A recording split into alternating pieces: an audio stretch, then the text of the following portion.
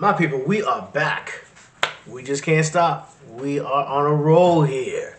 Hold Hospitality VR, your boy staff. Like and subscribe if this is some content that you actually like hearing and like listening to. So we're here to try to educate our new short-term rental investors, the people that are taking a leap, trying to get their side hustle going, trying to get their small business going, eventually segue out from the W-2s and all that stuff and be your own boss and, take things into your own hands and live the life you want to live. So this is what it is.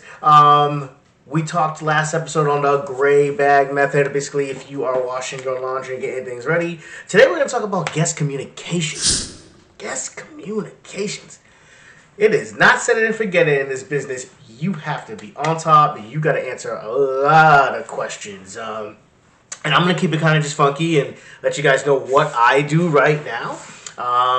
So currently right now, like I said, we have 11 listings. So there's a lot of questions, a lot of inquiries. It's not just, hi, how you doing? Bye, how you going? Like, no, it's like, hello, welcome, how are you? Checking in on them once they're in there, checking instructions, pre-checkout, checkout instructions, every little question you may have. I think, I just had a question about a recommendation to a restaurant that this guest would like to go to.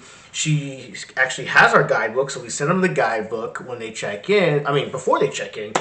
And apparently, even though we provided like 10 restaurants on the guidebook, she didn't like any of them.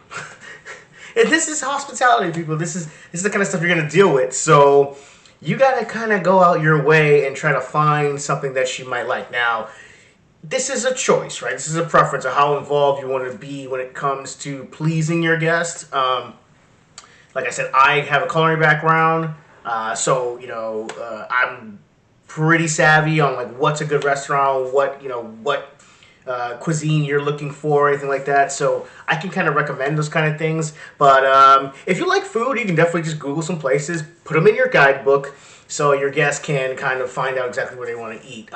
Most guests, I would say like the 1 to 2 days guests, they're probably just going to order some Uber Eats or some DoorDash, or they might just go to like a pizza pub, or they might be going to the bar and get some food.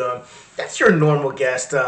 Some guests like to go above and beyond, and it depends on what kind of market you're into. If you're up in the mountains or something like that, you're probably not going to have a fine dining steakhouse around there. You're probably going to have to go to the grocery store, buy your groceries, and cook. And most Airbnbs have kitchens, and that's what it is.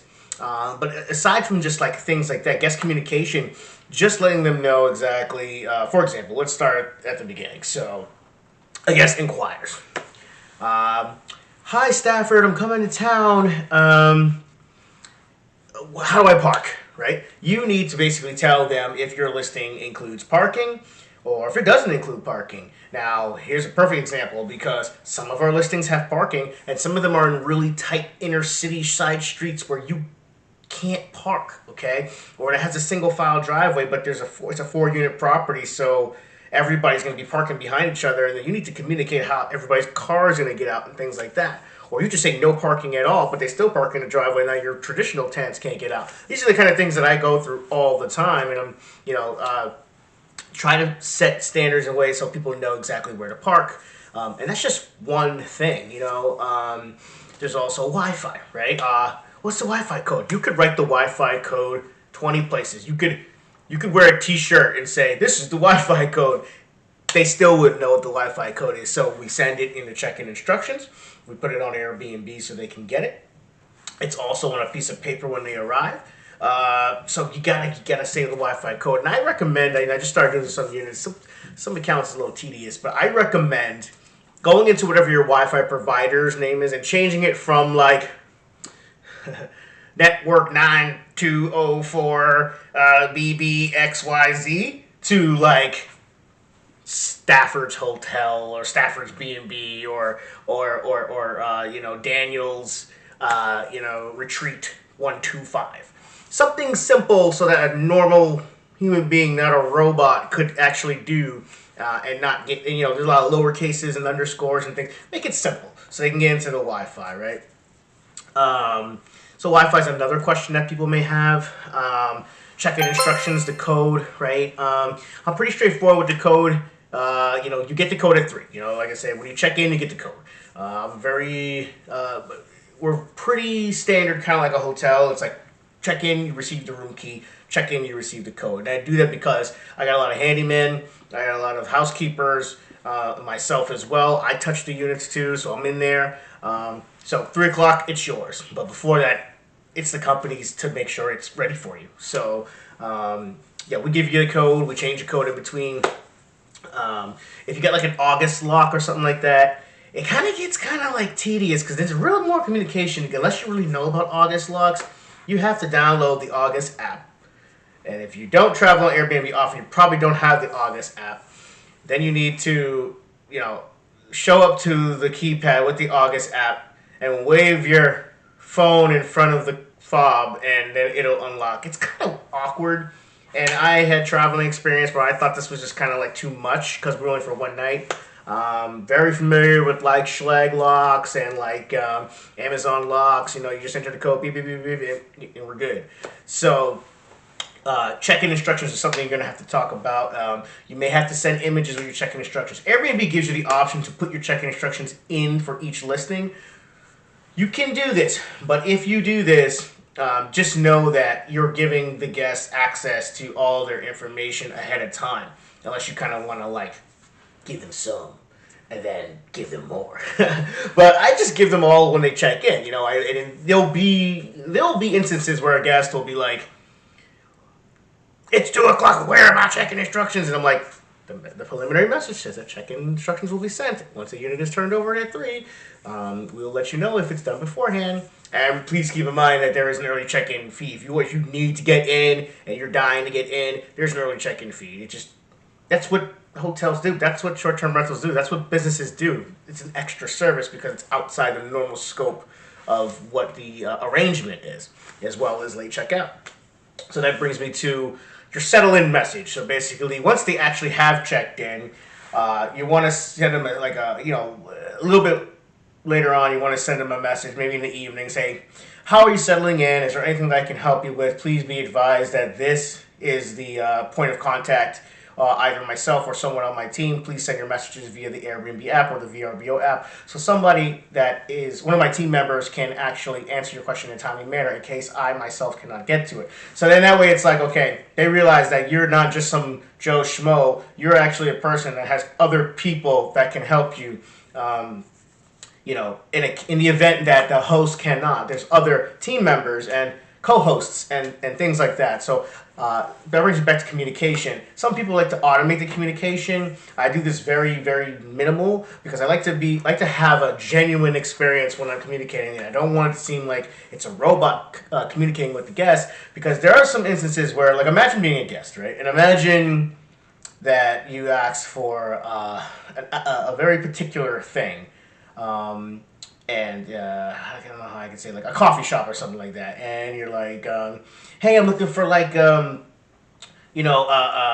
coffee shop that has like Arabian coffee or something, or like exotic coffee in town," and it just says like in an auto response is like Dunkin' Donuts or something, and you're like, "What? Dunkin' Donuts?" Like, we know you didn't say that. We know as an auto response, and you don't care enough as a host to actually answer my question. So I always say, just answer the question. Try to take your emotion out of it. Try to take everything out of it and just answer the question. Even if it's a very black and white answer, at least you've answered the question. And that also brings me to auto responses, your response rate. So Airbnb tracks your response rate. So if you get an inquiry and someone says, "Hey, Stafford, I'm coming to town. My daughter plays soccer at XYZ Stadium. Can you tell me how far it is from the Airbnb?" And you just don't answer. You just don't say anything. Airbnb is going to track your response rate, and it's going to go from 100% down to 90%. And if you continue to keep doing this, it'll go down to 80%. That will lower you in the algorithm because you just don't talk to people. You don't answer people. So why would this platform push you as a host in your listings if you just don't answer people? So I always say, give them something. Give them something. Even if you just say, thank you for your inquiry, somebody will be with you momentarily. And then you don't say anything. At least in the algorithm, it says that you have. Now, you should say something if you want to get a booking and you want to actually do business. You gotta say something. So just say something. Say, hey, blah blah blah. Go on Google and find exactly how far it is from the Airbnb, because they can't really see exactly what your address is, but they can see like the vicinity, which I don't understand. If they can see the vicinity, why don't they just find it themselves? But that's neither here nor there. Our job is to basically make it seamless and answer the same question at least 3 times. That's what we do, and smile about it. So you sent the pre-checkout. The sell-in message. Now you're gonna send pre-checkout if it's the day before they're checking, the night before they check out. So you're gonna send a pre-checkout. Basically, give them a kind of list of what you decide, what basically you expect them to do before checkout. Whether it be take all the dirty towels and put them in the bathtub before you leave, and strip the beds and leave them like that. I have found recently, this didn't happen in the past. No one really cared as a traveler. They were just nice. Now, it's not like that. I don't know. I feel like, I don't know what the nice way to say this is, but people don't like to do it.